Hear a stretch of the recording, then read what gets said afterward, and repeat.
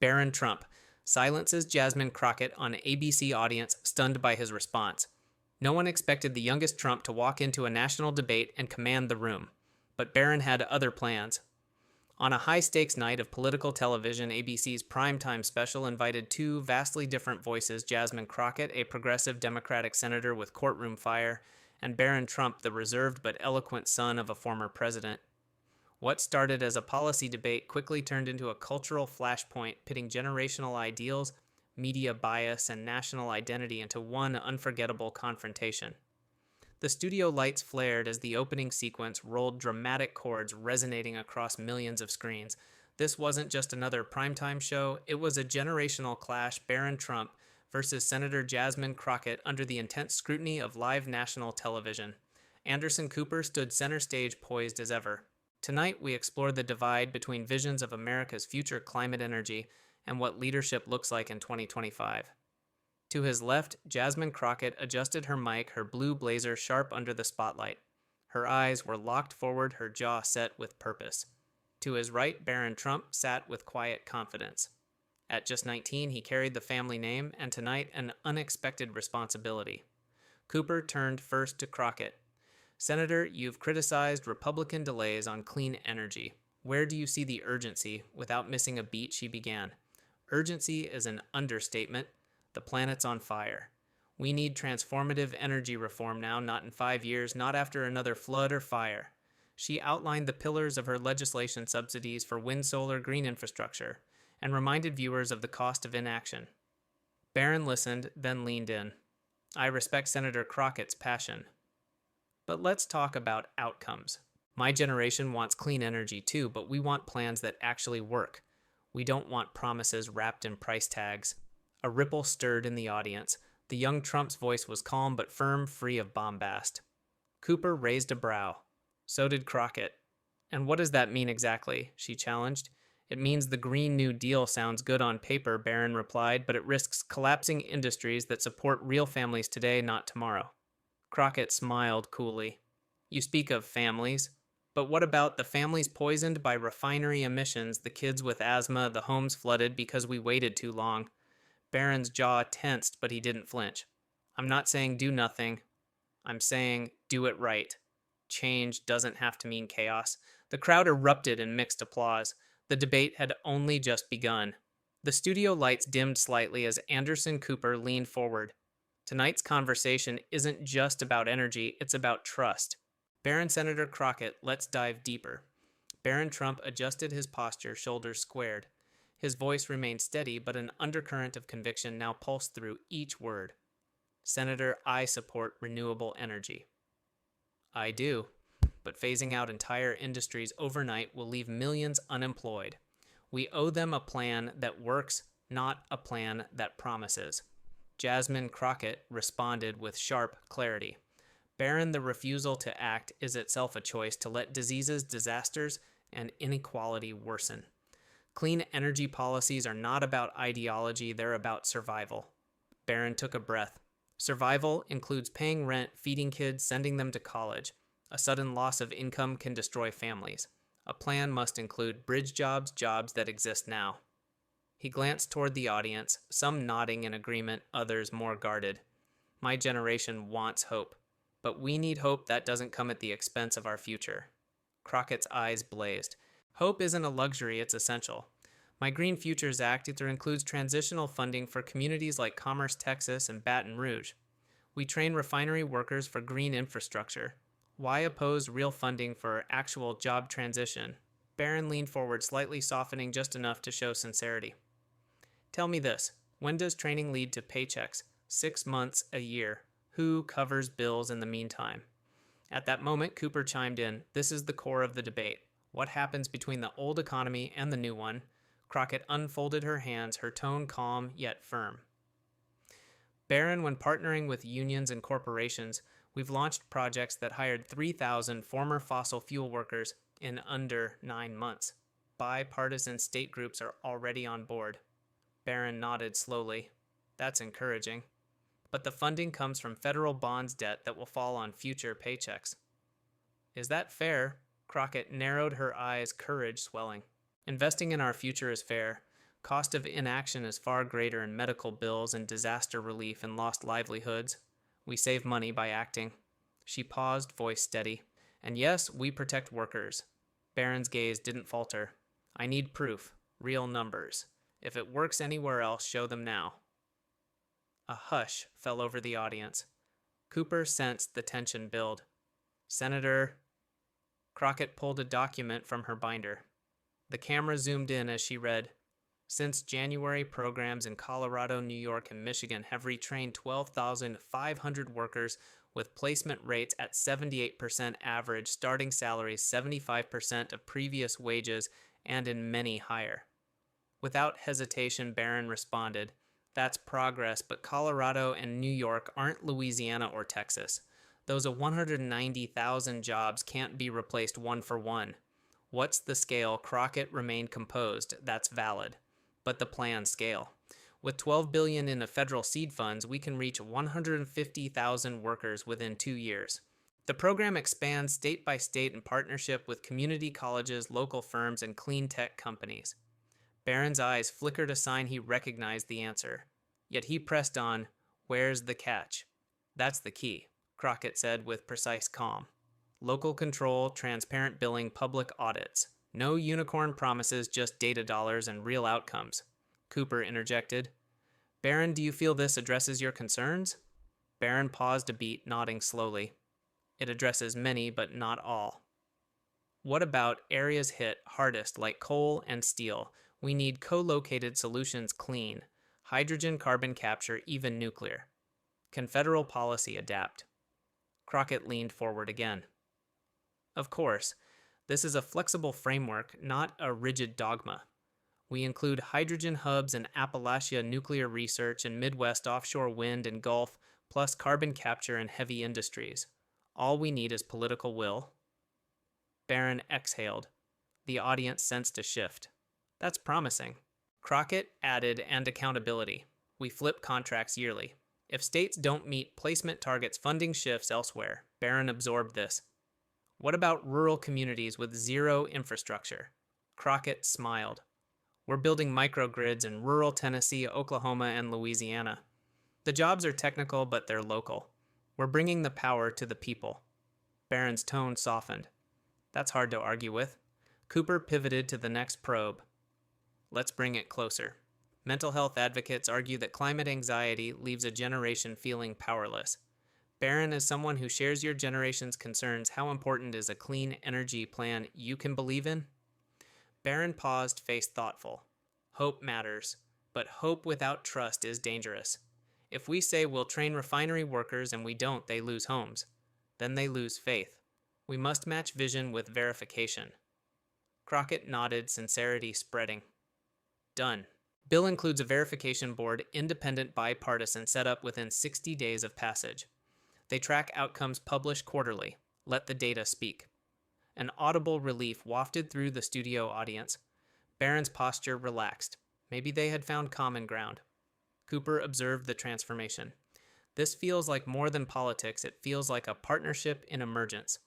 Barron turned to Crockett. Senator, this plan, if enacted, could change lives. I'd vote for it. Crockett's delivery was measured, but triumphant. Thank you, Barron. We're starting today, not tomorrow. At that moment, the studio lights brightened again. Cameras panned across standing guests, some applauding, others reflecting thoughtful nods. Studio lights settle again. Anderson Cooper surveys Barron Trump and Senator Jasmine Crockett. Now that we've built momentum, let's challenge the foundation. Beyond funding, what values must shape the Green Futures Initiative? Barron leans forward. This matters. Not just economics, it's about identity.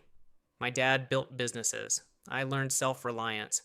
I appreciate the initiative, but not at the expense of American spirit, knowing your sweat builds your life. So, Senator, how do you preserve that? Crockett meets his gaze calmly. I respect American grit, your father's spirit, your own. That's why our framework centers on union-led apprenticeship programs in every state. Not handouts, but co-created job opportunities. We partner with local unions to design skill tracks that link directly to real employers. She shifts, tone softening. We make sure apprenticeships pay a living wage from day one. People work and learn. No one is left without a paycheck. Barron nods slowly. We need that. But what about values like ownership? If someone's worked 20 years in a refinery, then shifts to solar, they need pride beyond pay. They need to build something they call theirs.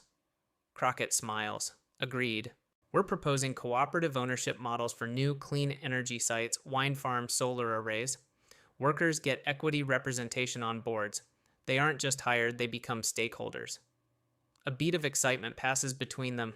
Cooper interjects. Advocates argue that clean energy must be equitable. Black, Indigenous, and Latinx communities face disproportionate pollution. Your policies focus on that aspect. Barron, is that a bridge or a distraction? Barron considers. It's critical, and I'm grateful the plan includes it. My concern is, will those communities actually benefit or be ignored in execution? Crockett speaks with conviction. That's why we include environmental justice zones in the legislation. These are areas historically suffering from pollution. We guarantee funding for schools, community centers, retrofits, healthcare clinics built alongside clean energy projects. We pilot 5 such zones, first all community-led. Barron responds intrigued. Community-led is key. Too often people feel plans are done to them. With is different. If local leaders are in charge, trust grows. Crockett nods. We require community advisory boards. Every project team must earn that local endorsement, and funding gets withheld if community feedback isn't integrated. A ripple of murmurs crosses the audience. The human element resonates deeply. Cooper shifts tone. Let's tackle economic reality. The national debt grows. Trillions in public investment. Critics say that's irresponsible. Barron, your thoughts. Barron leans back thoughtful. I grew up hearing, don't take what you can't pay. If programs fail, taxpayers shoulder the cost. I need safeguards, hard limits, automatic sunset clauses, accountability, not open-ended spending. Crockett responds steadily. We've embedded fiscal guardrails. A National Oversight Commission reviews quarterly spending. If metrics like job placement rates above 70% and wage parity aren't met, funding shifts to where it works. Plus, we start with a $12 billion seed fund, only one-time federal infusion. Long-term funding blends in private capital, clean tech investment, and state-level contributions. She holds crucial eye contact, and private investment only flows after community sign-off. This isn't just about spending, it's about leverage. Audience nods appreciatively. Cooper leans in. Barron does tying this all together, values oversight, community funding, change your view. He exhales slowly. Yes, the roadmap you paint, structured, participatory, outcome, driven, that's reassuring. But change never fits all. What about rural broadband to support training or mental health support for displaced workers? He speaks directly, earnest. We need supporting infrastructure. Senator, training doesn't work over dial-up. Crockett smiles warmly. Absolutely. Bill includes rural broadband grants. Every training site gets fiber access. And for mental health, we allocate 5% of each project's budget to local counseling services, peer support, networks, veteran transition care. Displacement isn't just economic, it's emotional. Barron nods again more fully. That's holistic, and shows you get it. Cooper smiles, sensing ground shifting. This is rare, a former skeptic acknowledging the bones of structure and bold policy. Senator Crockett, it sounds like you've built a framework that respects economic, social, psychological dimensions. Can we realistically pass this? Crockett responds, voice steady yet energized. Yes.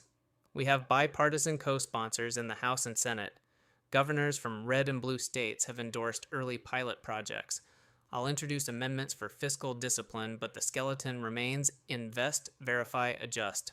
Barron leans in, pressing. Then I'll say it here. If the plan stays true to what you just laid out with community control, measurable results, real oversight, I'll support it.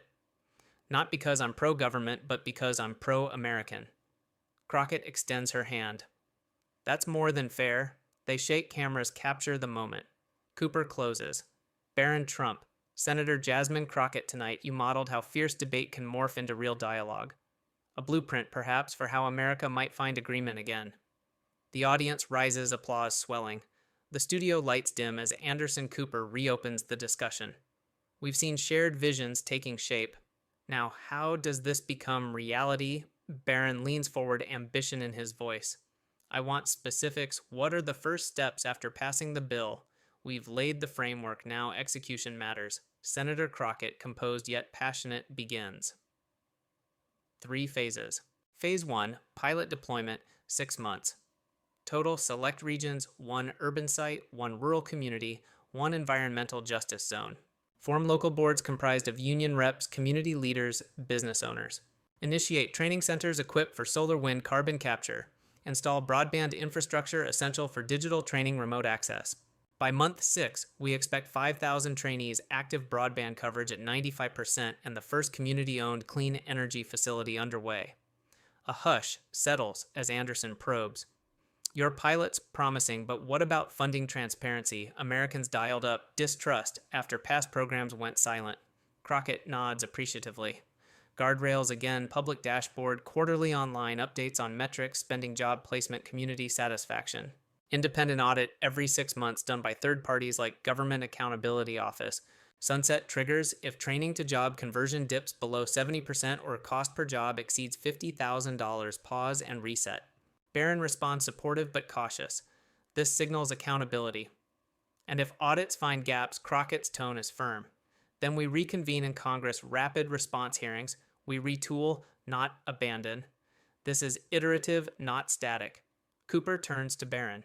You've heard it. What do you think? Barron exhales, impressed. The plan's real. I like structure that's not just talk. But Senator, what ensures rural communities aren't left behind beyond infrastructure? Economic cycles hit them hard. Crockett replies thoughtfully. Phase 2. Rural resilience expansion, months 7 to 18. Rural co-op networks connect farmers to solar farms. Community centers double as energy hubs. Microfinancing and grants for local clean tech startups. Mobile training vans go door to door bringing skill modules to remote areas. Support for dislocated workers, embedded mental health teams, veteran outreach peer networks. Barron nods visibly, warming to the vision. Local control, tech access, mental health smart. But where does money come from after the initial seed? Crockett explains confidently. Phase 3. Sustainable scaling, months 1960. Green bonds authorized at federal level backed by revenue streams from pilot sites. Private sector partnerships, incentives for energy firms investing in these networks. State matching grants, governors from both parties can opt in. Revenue redistribution, energy revenues support education and infrastructure. A beat of applause passes through the audience. Cooper pivots. Barron, does this ease your concerns? Barron nods slowly. Yes. The progression from pilot to scale, public to private, urban to rural shows a roadmap. But what stops bureaucrats from hijacking it? Crockett leans in. No hijacking. We built in veto rights from local boards, congressional oversight, and judicial review if state laws impede. We decentralize power, not concentrate it. Audience murmurs agreement. Cooper follows up. Last question, how do you address critics who call this intrusion into free markets? Crockett replies decisively. This isn't anti-free market. It's market upgrade. We're not shutting down industry, we're evolving it. We preserve competition, reward innovation, and open new markets in clean tech. It's market-driven, community-endorsed, fiscally accountable. Barron considers, then smiles. I'll say this, if communities own the means, if it's transparent, if it's accountable, and not a federal giveaway, then maybe this is the future. Cooper closes, voice resonant. Barron Trump, Senator Jasmine Crockett. Tonight, we witnessed how sharp debate transforms into a shared blueprint. Real steps, real safeguards, real potential. Let's hope America listens. A week following the ABC interview, the public momentum shifts. Narrator third person, omniscient news headlines flash across screens, green blueprint picks up speed, and Trump-era concerns meet bipartisan support. Social media swirls. Barron's clip praising community ownership goes viral. Across town, the rural pilot site in Ohio holds its first grand opening under bright morning sun. Families, reporters, local officials stand in neat rows. A modest ribbon cutting marks more than ceremony, its hope. Narrator at Rural Heart Solar Co-op, a former refinery town turned hopeful symbol. Panels gleam across acres where smokestacks once smoked. Locals gather. A retired welder, Marcus, now checks solar panels with a team of trainees. A foreman nods to Jasmine Crockett on stage. We promised jobs. We delivered industry. Now you build your future, she says, voice steady. Applause echoes. Barron, now deputy advisor to the project scans, faces anxious eyes, curious smiles. He leans into local leaders. This is yours now, he says. You own not just the panels, but the story. In Washington, tension mounts. The pilot's success fuels debate. Critics call it a green giveaway. Opponents blast overspending. Jasmine Crockett's office buzzes with press calls. She stands firm in a packed press briefing room. We are building assets, not handouts, she asserts. If clean energy pilot sites create equity, not entitlement, that's conservative reform dressed as progress. Handouts land in reporters' palms, data-backed brief, 70% job placement, 12 communities with new broadband, 95% retention after 6 months. Critics grimace. Even moderate Republicans pause. Covertly, lobbyists meet with senators. Oil-rich states resist. Cory Liberté, a firebrand conservative senator, delivers a floor speech. This is federal overreach, Pied Piper to socialist dependency. Crockett, calm and resolute, prepares her rebuttal for the Senate committee the next day. The hearing room is solemn. Senators in dark suits fill seats. Crockett stands at the podium, flanked by trainees and Barron. She clears her throat. You've raised concerns? Good. That's democracy in action. Let me show you the numbers. She clicks a remote, slide 1 map of pilot sites with 95% broadband coverage. Slide 2, training to job rate 72% against threshold of 70%. Slide 3, cost per job $47,000 under the cap. Cory Liberté scowls. Data is nice, but what about market distortion? Private firms shut out. Crockett responds firmly, we're partnering. Private firms hire our trainees. Energy firms invest in community bonds. We're not shutting anyone out, we're opening doors. A committee aide passes a note. Crockett seizes the moment. If our economy is stuck, not because government did too much, but because government did too little, then this isn't overreach. It's reset. Gasps. She lands the phrase, then introduces Barron. He's a young leader who asked the good questions. He's here because this plan listened. Barron steps forward, voice calm but confident. In Ohio, I met welders who said goved handout was a red flag. We told them your job, your rules. We're backing that with audits you invited. He nods to Crockett. This pilot respects the market, empowers the people, and targets the future, not ideology. A few moderate senators exchange nods. The chairman leans forward, intrigued. Later, Barron and Crockett cross paths in the hallway. Crockett, exhausted but focused, shakes her head. Staying principled is easy when you're young.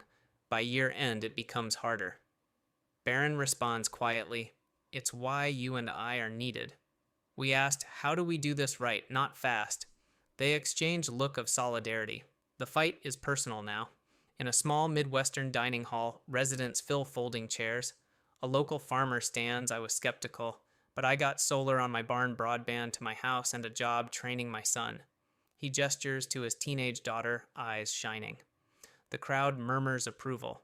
Barron thanks him. Crockett nods. You're not proof, we're proof. Coverage explodes. Left-leaning outlets highlight empowerment and fairness. Right-leaning networks talk taxpayer burden and big government creeping. On cable TV panels debate, is this socialism with a smile versus it's capitalism if returns come back to the community. Jasmine appears on morning shows. This is local ownership fueled by federal boots but led by local hands. That's not socialism, that's partnership. Within Crockett's own caucus, a progressive congresswoman rails, we blew past climate justice, we moved too slow. Another moderate warns, if this bombs millions of federal dollars gone, it'll cost Dem seats. Crockett counters, in a private strategy meeting, pilot saved us from infighting. Data gave us clarity. We iterate. She receives nods, murmur of respect. Barron pens an op-ed in a major newspaper, titled Why We Built This Together, Clean Energy with Integrity. He writes, I was skeptical. I saw bureaucracy before. But when you build from ground with people not for them, you see power shift. That's what this is, not a lesson. A partnership. Op-ed goes viral. Reaction ranges from enthusiastic praise to angry rebuttals. Barron replies online, my only ideology, serve your community. Back in Washington, it's crunch time. A full bill is ready but requires key moderates. Crockett lobbies door to door. Barron makes surprise appearances at caucus offices. She ends each pitch with, show me the teeth under your worried voice. Tell me where you doubt. I'll fix it with you. This vote doesn't just shape policy, it defines America's promise. The Senate floor glints under morning lights. Senators filter intention, visible in every glance. The Clean Community Energy Act is on the docket. The buzz of whispers trails through marble halls, a pivotal moment. Inside the chamber, Jasmine Crockett stands beside Barron Trump at the voting entrance. Their expressions are resolute. They've weathered skepticism, media storms, budget deadlines, and party pressures. Now the vote will reveal whether they converted dialogue into decision. Before the vote, Crockett delivers one last address. Senators, this is federal action, local empowerment. Not red state or blue state, it's our future. Those panels in Ohio, broadband and rural homes, jobs for welders, they're proof it works. The money returned in community bonds, the data checks out. But more than that, it gave people back their stake. She pauses. The chamber hushes. Voting no isn't preserving taxpayers' money, it's preserving the status quo of inequality and declining opportunity. That is more expensive in the long run. We are at a crossroads. Do we lead or do we delay? The future is waiting. Barron steps up to the podium. I'm not a senator yet. I'm a citizen who saw doubt turned into doers. Clean energy isn't untested, it's underfunded. We're proving that you don't fight or cede, you collaborate. Private firms are hired alongside trainees. Railroad towns hire solar techs. Nobody's been left behind. I believe this is blueprint for America. He meets Crockett's eyes, shared resolve. Sequential roll call begins. Yes. No. The chamber sits on a knife edge. Moderates shift in seats. Cameras trained, press pens crisp above notepads. A key moderate senator hesitates, then stands. Aye. The momentum shifts. Finally, the clerk announces the ayes have it. The Clean Community Energy Act is passed. Crockett exhales, hugging Barron. Across the aisle, allies applaud. Even some skeptics nod, some with tentative smiles. The moment feels like a reset. Outside, activists and local families, including Ohio welders and farmers, cheer on Capitol steps. National news networks tout the legislation as historic, bipartisan, bold, rooted in data and heart. Later, Crockett and Barron step into Crockett's office. She sits, looking wearied yet triumphant. Barron. We did it. Crockett smiling. They did it. We just gave them the tools. They reflect this was never about grandstanding. It was about delivering results. Months later, national rollouts expand to 50 sites. Reports show 76% job placement, $52,000 average cost per job, and community bond returns of 4.5%. Infrastructure gaps close broadband, solar, and grid upgrades. Hundreds of media outlets feature local families, a single mom relating, I worry less because my daughter has internet for school and summer jobs. A welder says, I found purpose and paycheck without leaving my town. Yet critics persist. Big oil lobbyists fund ads, green takeover, your taxpayer dollars taken, conservative talk, radio rails, unconstitutional, unaffordable. Some Democrats call for deeper climate goals. Crockett steps back, letting outcomes speak. She begins preparing for her re-election bid. We built it. We'll defend it. The final vignette, a community banquet in Ohio. Crockett and Barron both attend. A local chooses to speak. We doubted you until we did it. Now we have dignity, jobs, and hope. Thank you. They rise for applause. Crockett, holding Barron's hand, discreetly meets his smile. In that moment, the pilot turned precedent and politics met purpose. They promised partnership, data, and democracy. They delivered.